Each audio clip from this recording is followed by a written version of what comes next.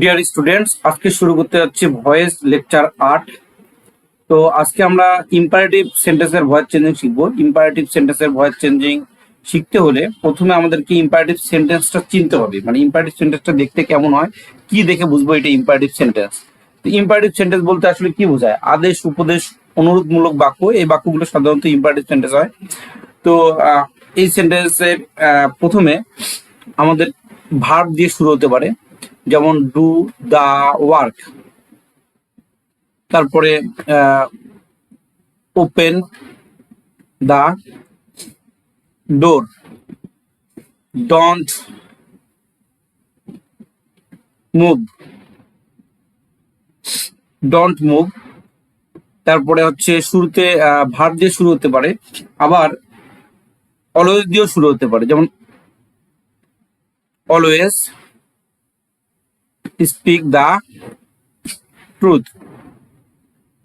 আবার প্লিজ দিয়েও শুরু হতে পারে, please give me the pen.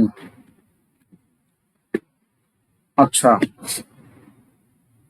এরপরে আমাদের লেট দিয়েও শুরু হতে পারে। লেট সাধারণত অনুমতি বোঝানোর ক্ষেত্রে ব্যবহৃত হয়। তো লেট মি চেক, আমাকে দেখতে দাও, লেট মি চেক। এরপরে বলা হচ্ছে লেট আস দিয়েও শুরু হতে পারে, let us play, let us play. এই লেটাসকে শর্টকাটে লেখা হয় লেটস, লেটস প্লে। তাহলে আমরা কি কি বুঝলাম এখান থেকে? ইম্পারেটিভ সেন্টেন্স আমরা চিনবো কিভাবে? ইম্পারেটিভ সেন্টেন্স চিনতে হলে তোমাদের প্রথমে কি কি হতে পারে? ভার্ব দিয়ে শুরু হতে পারে। দেখো, ভার্ব দিয়ে শুরু হতে পারে, তারপর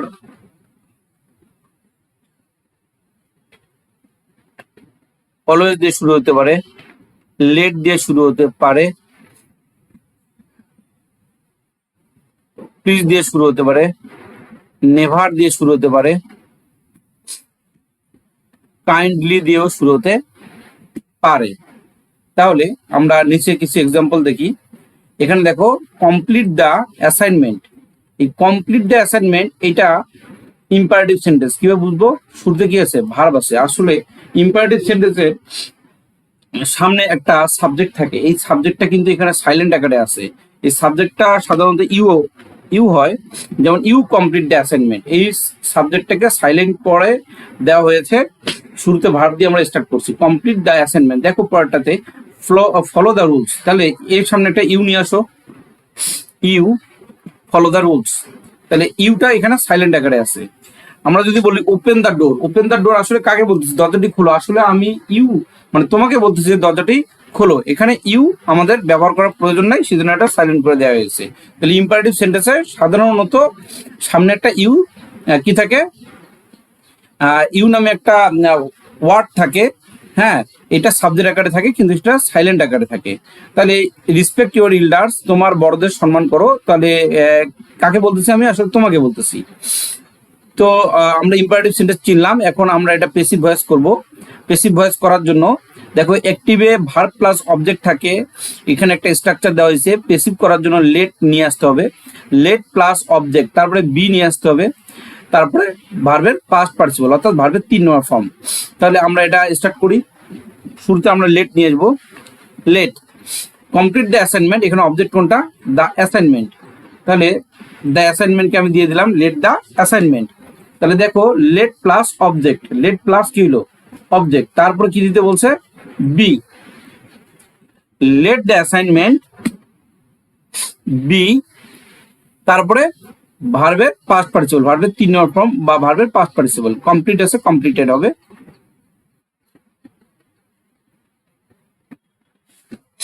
late the assignment be completed.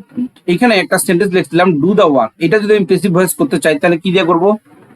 Let the work be done. Let the work, দেখো লেট দিলাম, তারপরে এই অবজেক্ট দ্য ওয়ার্ক দিলাম, তারপরে আমাদের স্ট্রাকচার অনুযায়ী বি দিব, তারপরে ভার্বের past participle. Let the work be done, let the work be done, এটা হচ্ছে আমাদের পেসিভ। তো ওপেন দ্য ডোর, এটা যদি আমি পেসিভ ভয়েস করতাম কি করতাম, লেট দ্য ডোর বি, তারপরে open, let the door be open. এইখানে আমরা পরেরটা দেখতে যাই, ফলো দ্য রুলস, এটা তাহলে পেসিভ ভয়েস অনেক সহজ, late the rules B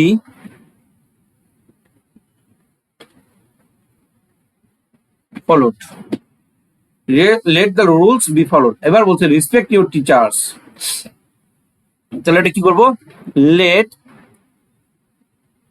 your teachers B respected.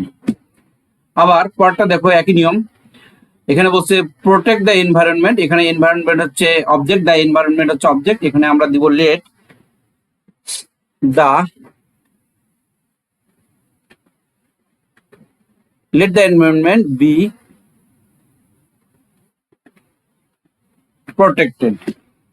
তারপরে এখানে বলছে submit the application in time, ভালো করে দেখো এখানে কিন্তু সাবমিট এটা ভার্ব, সাবমিট হচ্ছে আমাদের ভার্ব, দ্য অ্যাপ্লিকেশনটা হচ্ছে আমাদের কি অবজেক্ট, ইন টাইম হচ্ছে এক্সটেনশন, এটা সময় বুঝাইছে সাধারণত adverbial phrase.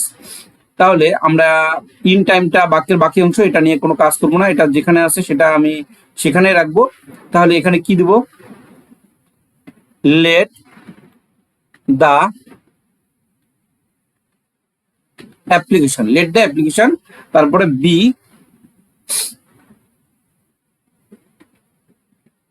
Submitted in time.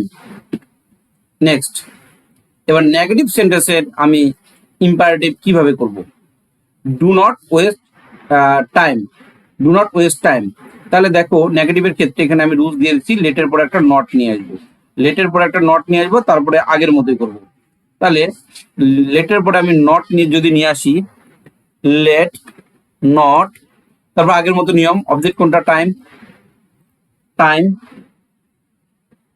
তারপরে বি, তারপরে ভার্ব কোনটা, এই যে ওয়েস্ট হচ্ছে ভার্ব, 3 নম্বর ফর্ম স্টেড, ওকে। এরপরে do not break the rules, let the rules, এখানে দ্য রুলসটা হচ্ছে অবজেক্ট, এই অবজেক্টটা এখানে লেটের পরে বসছে, লেট দ্য রুলস, তারপরে কি হবে, বি, বি ব্রোকেন এন্ড। এখন এখানে আমরা খেয়াল করে দেখব যে do not break the rules ছিল, কিন্তু নটের আমি কোনো জায়গায় ব্যবহার করি নাই, আগের মতো নিয়মে আমি করছি, লেটের পরেই শুধু এই নটটা দিয়ে দেবো। এখানে ডু এর কোনো কাজ হবে না, এখানে উপরে ডু এর কোনো কাজ হবে না, ডুটা সাধারণত এই নটের কারণেই বসছে, তো আমি যখন লেট বসাবো ডু উঠে যাবে। Never tell A lie, never tell a লাই, এইটা যদি আমি পেসিভ করি একটু, এটা ডিফারেন্ট নিয়ম, এখানে তো নেভার নাবোধক সেন্টেন্স বাট নট নাই, নেভার আছে, তাহলে আমি কোথায় দিব, লেটের পরে অবজেক্ট দিব, লেট আ লাই, তারপরে যেখানে বি দিব, যেমন বি টোল্ড, ভার্বের 3 নম্বর ফর্ম টোল্ড দিলাম। এখন নেভারটা কোথায় দিব, বি এর আগে দিব, কোথায় দিব, বি এর আগে, late a lie never, late a lie never be told, তাহলে আমি এই নেভারের ব্যবহার কোথায় করছি, এখানে করছি। তোমাকে মুখে মুখে বলতে হবে never tell a lie, let a lie never be told, এটা 4-5 বার মুখে মুখে বলবা, প্রশ্ন উত্তর সহ একসঙ্গে, তাহলে দেখবা খুব দ্রুত পারবা। তারপরে অলওয়েজ স্পিক দ্য ট্রুথ, এখানে অলওয়েজটা অ্যাডভার্ব, এখানে কিন্তু নেভারও অ্যাডভার্ব ছিল, এই অলওয়েজ থাকলে অলওয়েজটা আমি বাক্যের শেষে ব্যবহার করব। কোথায় ব্যবহার করব, বাক্যের শেষে। তাহলে আগের মতো নিয়ম, let the truth be spoken, let the truth be spoken always।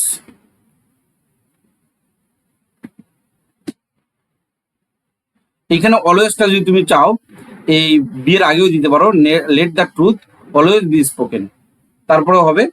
এবার প্লিজ এর একটা ব্যতিক্রম ধর্মী নিয়ম আছে, যদি প্লিজ দ্বারা কোনো সেন্টেন্স শুরু হয় তাহলে কি লিখতে হয়, you are requested to, you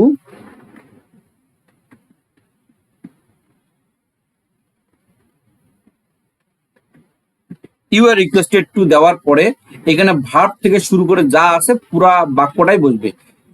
you are requested two, কিন্তু প্লিজ আর বসবে না। প্লিজের পরিবর্তে কিন্তু আমরা ইউ আর রিকোয়েস্টেড টু দিছি এখানে। ওকে, প্লিজের পরিবর্তে কি দিছি?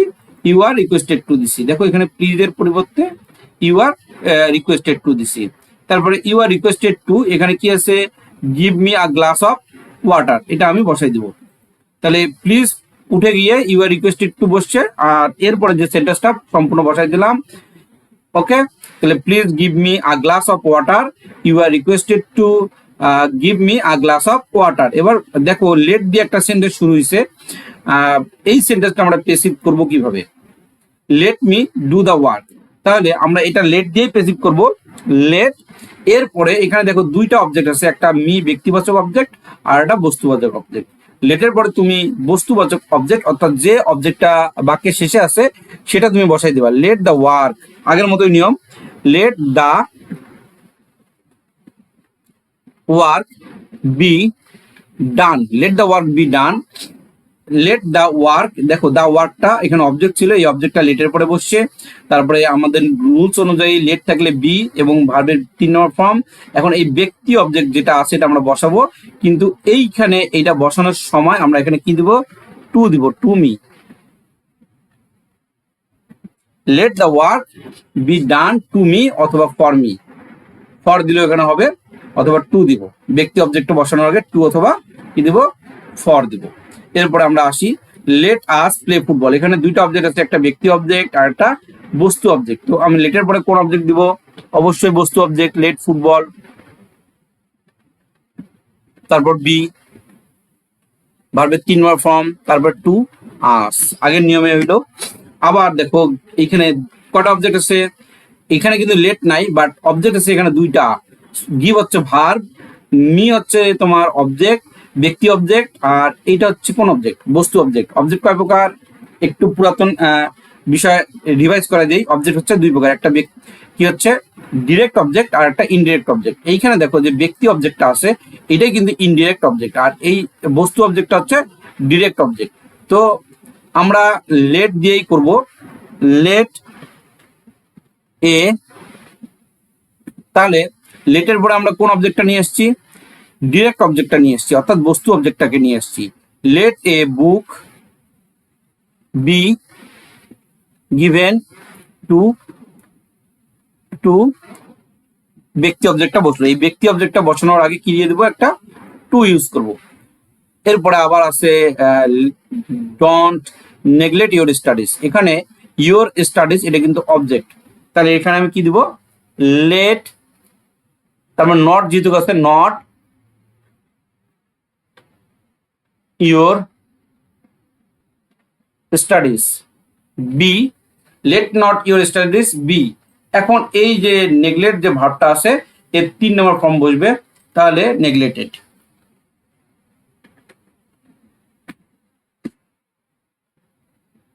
তাহলে তোমরা বেশি বেশি প্র্যাকটিস করো, পরবর্তী ক্লাসে আবার দেখা হবে।